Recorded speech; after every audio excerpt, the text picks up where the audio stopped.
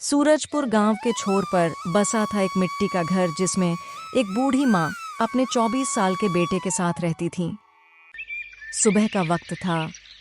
सूरज की पहली किरणें दीवारों पर रेंग रही थीं, लेकिन श्यामू अभी भी बिस्तर में खर्राटे ले रहा था।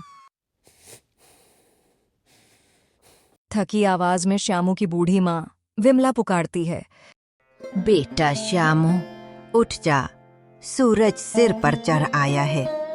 कुछ काम धंधा कर ले, मैं अब बूढ़ी हो चली हूँ, कब तक अकेली खटती रहूंगी। क्या अम्मा, सुबह सुबह नींद क्यों खराब कर देती हो? इतनी सुबह कौन काम करता है? बेटा, थोड़ी तो जिम्मेदारी दिखा। अगर तू ऐसे ही समय बर्बाद करता रहा तो मेरे बुढ़ापे का सहारा कौन बनेगा? मुझे तुझसे बहुत उम्मीदें हैं। कुछ तो काम कर, वरना हम भूखे मर जाएंगे। अच्छा ठीक है, रोना बंद करो। पहले बताओ खाने में क्या है? दाल रोटी बनाई है बेटा, हाथ मुंह धो के आ जा, खा ले। क्या अम्मा, रोज रोज वही दाल रोटी? कभी कुछ अच्छा भी बना दिया करो। कुछ नहीं तो कम से कम रोटी में घी ही डाल दो। बेटा, घर में घी नहीं है, पैसे मिलेंगे कल तो ले आऊंगी। तू हमेशा यही बोलती है। सब कहते हैं मेरा भाग्य ही खराब है। अम्मा, तेरे बस का कुछ नहीं। दिन भर खेत में जाती है और घर में खाने को यही सूखी रोटी। श्यामू अभी खाना खा ही रहा था, तभी उसके दोस्त आधमके और बोले, चल श्यामू, चौपाल पर ताश खेलेंगे, फिर पोखर पर नहाने चलेंगे। हाँ हाँ, अभी चलता हूँ। पर श्यामू, सुन तो। श्यामू अपनी अम्मा की बातों को अनसुना कर वहां से चला जाता है। विमला ने एक पल के लिए अपने बेटे को देखा। 24 साल का जवान लड़का, पर आंखों में जिम्मेदारी का नामो निशान नहीं। उसका चेहरा उदास पड़ गया। विमला ने अपनी पूरी जिंदगी मेहनत में गुजार दी थी। कभी खेतों में मजदूरी की, कभी अमीर घरों में झाड़ू पोछा किया। पति का साथ तो उसे बहुत पहले ही छूट गया था। तब से उसका सहारा सिर्फ एक था, उसका इकलौता बेटा श्यामू। पर श्यामू बड़े होने के बाद भी अपनी माँ की जिम्मेदारी लेने को तैयार ही नहीं था। थके मन से विमला उठकर आज फिर से खेतों में मजदूरी करने चली जाती है। उसके मन में सवाल उठता, क्या मेरी परवरिश में कमी रह गई? अरे विमला काकी, कब तक इन खेतों में पसीना बहाओगी? बेटे को क्यों नहीं बोलती कुछ काम धंधा करे? अरे इसका बेटा तो बिल्कुल निकम्मा निकला, न खेती करता है न मजदूरी। हट्टा कट्ठा जवान हो गया है, फिर भी पड़े पड़े माँ की कमाई पर जीता है और दिन भर बस दोस्तों के साथ अड्डेबाजी करता रहता है। विमला सुनकर चुप रह जाती, लेकिन उसके दिल में दर्द की लकीरें गहरी होती जाती। वह जानती थी कि लोग सच कह रहे हैं। वह खुद को दिलासा देती और कहती, भगवान एक दिन मेरे श्यामू को जरूर रास्ता दिखाएंगे। विमला गांव के चौधरी के खेत में ही काम करती थी। एक दिन चौधरी ने विमला से कहा, अरे विमला बहन, तुम्हारी उम्र अब आराम करने की है। तुम्हारे बेटे को बोलो मेरे खेत पर काम करे। जवान लड़के की जरूरत है मुझे। अच्छा काम करेगा तो मैं दुगुनी मजदूरी दूंगा। यह सुनकर विमला बहुत खुश हुई। उसने घर आकर कहा, बेटा, चौधरी बुला रहे हैं, खेत में काम है, तू कल से ही काम पर चला जा। पता है, मुझसे दुगनी तनख्वाह देंगे। बेटा सुन ना, ऐसा मौका बार बार नहीं मिलता। अम्मा, मुझे खेतीबाड़ी में मजा नहीं आता। बहुत मेहनत है, मैं नहीं जाऊंगा। ऐसा मत बोल श्यामू, मुझसे अब ये काम नहीं होता। तू समझता क्यों नहीं? कल को अगर मुझे कुछ हो गया तो तू क्या करेगा? क्या खाएगा पिएगा? बेटा, अगर हाथ में पैसे ना होना तो कोई भी नहीं पूछता, और तेरे ये दोस्त तेरे मुश्किल घड़ी में कभी साथ नहीं देंगे। अम्मा, मैं कोई और काम कर लूंगा, तुम चिंता मत करो इतनी। कल से कुछ सोचूंगा। अब सोने दो मुझे। विमला ने गहरी सांस ली। उसकी उम्मीदें अब धीरे धीरे खत्म होने लगी थीं। उसकी आंखों में निराशा के आंसू आ गए। विमला सोच समझकर हर पैसे को जोड़ती थी। वह जानती थी कि बुढ़ापे में किसी पर भरोसा नहीं किया जा सकता, इसलिए धीरे धीरे जो कुछ बचा पाती एक पुराने डिब्बे में रख देती। वह डिब्बा उसने अपने कपड़ों के नीचे अलमारी के कोने में छुपाया था। उसमें लगभग 3,000 रुपये थे, लेकिन किसे पता था कि उसका बेटा वही करेगा जो विमला ने कभी सोचा भी नहीं था। एक दिन श्यामू के दोस्तों ने कहा, अरे श्यामू, तुझे पता है, इस बार पास के गांव में दिवाली पर मेला लगा है। सुना है उस मेले में एक ऐसा खेल है जिसमें पैसे लगा दिया और जीत गए तो वो पैसे दुगने और तिगुने मिलते हैं। श्यामू ने सोचा, अच्छा मौका है पैसे कमाने का। मेहनत भी नहीं करनी पड़ेगी और अम्मा के तानों से भी छुटकारा मिल जाएगा। पर उसने कुछ सोचकर कहा, भाई, ये तो बड़ा ही मजेदार खेल है, पर मेरे पास पैसे नहीं है यार, और अम्मा मांगने पर देगी नहीं। मैं क्या करूं? तेरी माँ तो हर दिन खेत में जाती है, कुछ न कुछ जरूर छुपा रखा होगा। श्यामू ने पहले मना किया, लेकिन दोस्तों के तानों और मजाक में आ गया। चलो देखता हूं, कुछ जुगाड़ करता हूं। श्यामू घर आया, अलमारी खोली तो कपड़ों के नीचे डिब्बा मिला। उसमें नोट झांक रहे थे। वाह अम्मा, तू तो बहुत चालाक निकली। उसने पैसे उठा लिए और दोस्तों के साथ मेले में चला गया। मेले में उसने सारे पैसे गंवा दिए। शाम को जब विमला लौटी, उसने देखा अलमारी खुली है। उसका दिल जैसे धड़कना भूल गया। डिब्बा खाली था। उसकी उंगलियां कांप गईं और आंखें नम हो गईं। वो वहीं जमीन पर बैठ गई।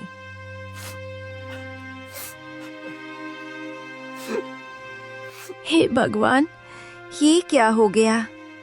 इतनी मेहनत कर पैसे जुटाए और वो भी चले गए।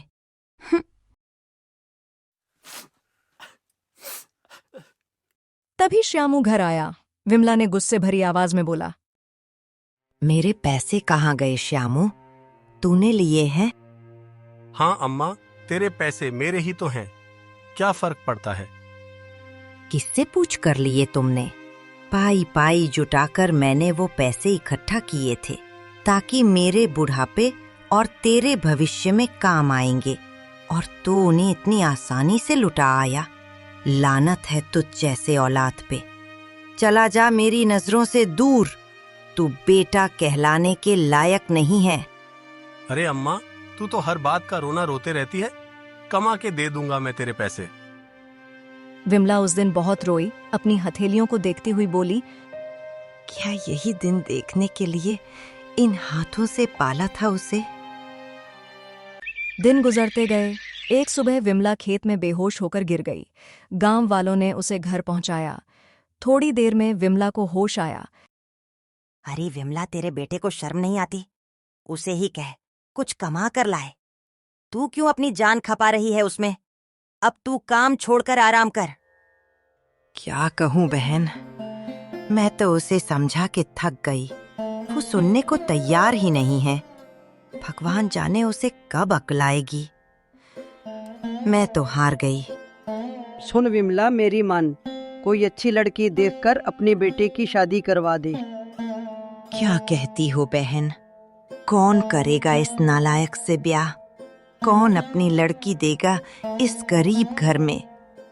जो भी पैसे बचाए थे, श्यामू ने उसे उड़ा दिए। अरे चौधरी साहब से थोड़ा उधार ले ले और कर दे इसकी शादी। जब घर में बहू आएगी तो श्यामू घर गृहस्थी की जिम्मेदारी उठाएगा और सुधर जाएगा। और बात रही लड़की की, तो वो भी मिल जाएगी। वो गोमती है ना, उसकी भांजी है चंदा। बेचारी बिन माँ बाप की बच्ची है, अपने चाचा चाची के साथ रहती है। वो लोग जल्दी से चंदा की शादी करना चाहते हैं। हाँ कौशल्या, तू सही कहती है। विमला, कर दे उसकी शादी। विमला को उसकी बात सही लग रही थी। उसने सोचा अपने बेटे को रास्ते पर लाने का यही तरीका है। बस फिर क्या, अगले दिन ही विमला श्यामू का रिश्ता तय कर आई। चंदा भले ही गरीब घर से थी, पर मेहनती और समझदार भी थी। विमला को लगा यही लड़की उसके आलसी बेटे को सुधार देगी। श्यामू से पूछा गया तो उसने लापरवाही से कहा, अम्मा, जैसे तेरी मर्जी। और फिर कुछ दिनों बाद श्यामू और चंदा का विवाह हो गया। शादी के बाद चंदा ने घर संभालना शुरू किया। घर की हालत देखकर उसने खेतों में मजदूरी भी शुरू कर दिया। एक दिन उसने श्यामू से कहा, सुनो जी, तुम कुछ काम क्यों नहीं करते? घर में पड़े रहते हो। तुम्हारी माँ से अब कोई काम नहीं हो पाता, और मैं अकेले कितना करूं? घर का राशन कैसे आएगा? श्यामू हंसकर टाल देता। अरे चंदा, इतनी जल्दी क्या है? तुम देखो, सब चल ही रहा है। वैसे भी शादी में जो पैसे मिले हैं अभी तो बचे ही हैं ना। तो उससे कितने दिन काम चलेगा? अम्मा बता रही थी चौधरी का उधार भी चुकाना है। अरे सब हो जाएगा, तुम काम करो अपना। नहीं श्यामू, बिना मेहनत के घर नहीं चलता। पत्नी का सुख पति की कमाई से होता है, न कि पड़ोसियों के ताने सहने से। श्यामू पर चंदा की बातों का कोई असर नहीं होता। शादी के बाद भी अपने बेटे में कोई बदलाव न देखकर विमला और भी परेशान रहने लगी। श्यामू का गुस्सा अब वह चंदा पर उतारने लगी। घर का माहौल रोज बिगड़ता जा रहा था। विमला को लगता था कि बहू चंदा अपने पति को काम पर नहीं भेजती, और चंदा के दिल में शिकायत थी कि असली गलती तो माँ बाप की है, जिन्होंने बचपन में बेटे को जरा भी सख्ती से नहीं पाला। एक दिन ऐसा हुआ कि दोनों के बीच खुलकर तकरार हो गई। विमला गुस्से से बोली, बहू, लोग कहते हैं कि पति को राह दिखाना पत्नी का फर्ज है। तू क्यों अपने पति को काम पर नहीं भेजती? क्यों उसे दिन भर दोस्तों के साथ आवारा घूमने देती है? देख, तेरे कारण लोग मुझे ताने देते हैं। चंदा की आंखों में आंसू आ गए, लेकिन उसने साहस बटोरा और कहा, अम्मा, आप बार बार मुझे दोष देती हैं, पर क्या कभी सोचा है कि असल गलती कहाँ है? अगर आपने बचपन से ही श्यामू को सिखाया होता कि बेटा अपने पैरों पर खड़ा होना चाहिए, तो आज यह आलसी न होता। आपने कभी इसे एक गिलास पानी तक खुद उठकर पीने नहीं दिया। छोटी छोटी जरूरतों में भी आप खुद दौड़ दौड़ कर पूरी करती रहीं। फिर कैसे उम्मीद करती हैं कि यह मेहनत से पैसा कमाएगा? विमला हतप्रभ रह गई। वह बोली, बहू, तू मुझे दोष देती है।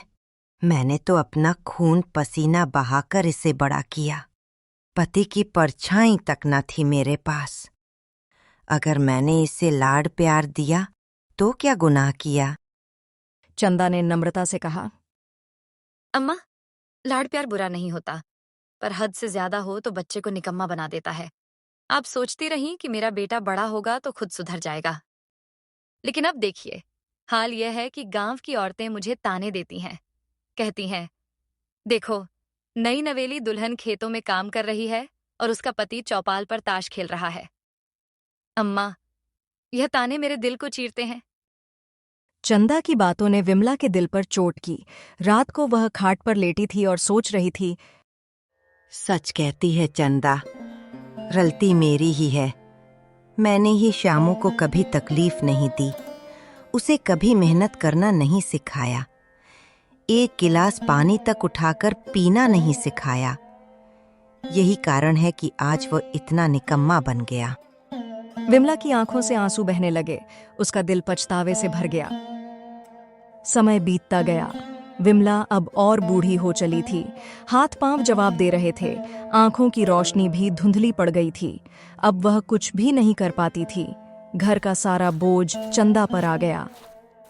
सुबह से खेतों में मजदूरी, फिर घर का चूल्हा चौका, ऊपर से राशन और विमला के दवाइयों के खर्चे। हालात इतने बिगड़े कि कई बार घर में चूल्हा तक न जलता। चंदा और विमला कई बार आधा पेट खाकर सो जाती। लेकिन श्यामू, वह दोस्तों के पास जाता, उनसे पैसे मांगता और वहीं बैठकर खा लेता। घर लौटकर बिना शर्म आंखें चुराकर सो जाता। गांव का सूरज धीरे धीरे ढल रहा था। अचानक से विमला की तबीयत बहुत खराब हो गई। चंदा भागती हुई विमला को अस्पताल लेकर पहुंची। डॉक्टर ने साफ कह दिया था, अगर तुरंत ऑपरेशन नहीं हुआ तो जान को खतरा है। खर्च 16,000 का लगेगा। जब यह बात श्यामू को पता चली तो उसके पैरों तले जमीन खिसक गई। पहली बार उसे अपनी अम्मा को खोने के डर का एहसास हुआ। श्यामू पहली बार समझा कि पैसों की अहमियत क्या होती है। उसने पूरे गांव का चक्कर लगाया, हर दोस्त, हर पड़ोसी के दरवाजे पर दस्तक दी, लेकिन हर जगह से उसे एक ही जवाब मिला, श्यामू, तुझ पर भरोसा नहीं किया जा सकता। तू मेहनत करता तो हम जरूर मदद करते, पर तू तो निकम्मा है, आलसी है। पैसे देंगे भी तो लौट आएगा नहीं। तू कहीं और से मांग ले। लोगों के ताने सुनकर श्यामू की आंखों में आंसू आ गए। हारकर श्यामू चौधरी के घर गया। चौधरी ने कहा, तेरी अम्मा ने पहले ही तेरी शादी के लिए कर्ज ले रखा है, वो तो तू चुका सकता नहीं। मैं कैसे तुझ पे भरोसा करूं कि मेरे पैसे लौटा देगा? मैंने तुझे काम के लिए भी बोला था, वो भी नहीं हुआ तुझसे। माफ कर दो चौधरी साहब, मैं वादा करता हूं कल से ही मैं आऊंगा काम करने और बहुत मेहनत करूंगा। आपके सारे कर्जे चुका दूंगा। बस अभी के लिए मदद कर दीजिए, वरना अम्मा नहीं बच पाएगी। श्यामू को गिड़गिड़ाते देख चौधरी को दया आ गई। उसने कहा, देख श्यामू, बात विमला बहन की है, इसलिए मैं तेरी मदद कर रहा हूं, पर मैं तुझे पूरे पैसे तो नहीं दे सकता, सिर्फ 5,000 ही दे सकता हूं। श्यामू ने चौधरी से पैसे लिए और चला गया। थका हारा, शर्म से झुका श्यामू जब अस्पताल लौटा तो देखा चंदा अम्मा के पास बैठी रो रही है। श्यामू को देख बोली, मिल गए पैसे? चौधरी साहब ने सिर्फ 5,000 दिए हैं। और बाकी? पता था मुझे तुमसे कुछ नहीं होगा। चंदा ने अपना मंगलसूत्र श्यामू की हथेली पर रखा और बोली, ये सिर्फ गहना नहीं है, ये एक शादीशुदा औरत की जिंदगी का सबसे पवित्र चिन्ह है। इसे उतारना मेरे लिए इतना आसान नहीं है, लेकिन आज अम्मा की जान इससे ज्यादा कीमती है। जाओ, इसे बेच दो और पैसे लेकर आओ। श्यामू सिर झुकाकर खड़ा रहा। वह कुछ बोल ही नहीं पाया। मंगलसूत्र बेच दिया गया और उसी पैसे से विमला का ऑपरेशन हुआ। रात को अस्पताल के बाहर जब हल्की हवा चल रही थी, चंदा ने श्यामू की ओर देखा और बोली, श्यामू, आज सारी हदें पार हो गईं। मुझसे अब और सहन नहीं होता। जब अम्मा ठीक हो जाएंगी, मैं इस घर को हमेशा के लिए छोड़ दूंगी। मुझे तुम्हारे साथ अब और नहीं रहना। हाँ, मैं जानती हूं पति का साथ निभाना पत्नी का फर्ज है, लेकिन एक निकम्मे का बोझ ढोना नहीं। श्यामू दुख और पछतावे से रो पड़ा। वह घुटनों के बल गिरकर बोला, चंदा, ऐसा मत कहो। मैंने आज अपनी औकात देख ली है। दोस्तों ने भी मुंह फेर लिया। अम्मा की जान जाते जाते बची। अगर तुम भी चली गई तो मैं जिंदा नहीं रहूंगा। मैं कसम खाता हूं कि मेहनत करूंगा, तुम्हारा मंगलसूत्र वापस लाऊंगा, लेकिन तुम मुझे मत छोड़ो। श्यामू की आवाज कांप रही थी। पहली बार उसने सचमुच शर्म और पछतावे के आंसू बहाए। चंदा ने कुछ नहीं बोला और वो विमला के पास चली गई। कुछ दिनों में विमला की सेहत सुधर गई। जब अस्पताल से घर आई तो देखा कि उसका आलसी बेटा अब सुबह से शाम तक खेत में पसीना बहा रहा है। यह देखकर उसकी आंखें भर आईं। वह बोली, बेटा, अगर तू पहले ही ये समझ जाता तो आज हालात इतने बुरे ना होते। पर देर आए दुरुस्त आए। अब मैं सुकून से इस दुनिया से जा सकूंगी। श्यामू ने अम्मा के पांव छूते हुए कहा, माँ, अब तक की सारी गलतियों की सजा मुझे मिल चुकी है। मैंने तुम्हें दुख दिया, चंदा को अपमानित किया। अब वक्त है सब कुछ सही करने का। 2 साल बीत गए। श्यामू की मेहनत से चौधरी की खेतों की पैदावार दोगुनी हो गई। यह देखकर चौधरी ने श्यामू को अपने व्यापार के काम में लगा दिया। अब श्यामू अच्छे पैसे कमाने लगा था। एक दिन श्यामू चंदा को सुनार की दुकान पर ले गया। चंदा हैरानी से उसके पीछे गई। श्यामू ने पोटली से पैसे निकाले और चंदा के लिए मंगलसूत्र खरीदा। मैंने वादा किया था कि तुम्हें यह लौट आऊंगा। आज अपना वादा पूरा कर रहा हूं। श्यामू, गहनों से ज्यादा कीमती तुम्हारा बदला हुआ रूप है। आज तुम सचमुच मेरे पति कहलाने लायक हो गए हो। और इस तरह से श्यामू की जिंदगी का वह मोड़ आया जिसने एक निकम्मे बेटे को अपनी मां का सहारा और अपनी पत्नी का गर्व बना दिया।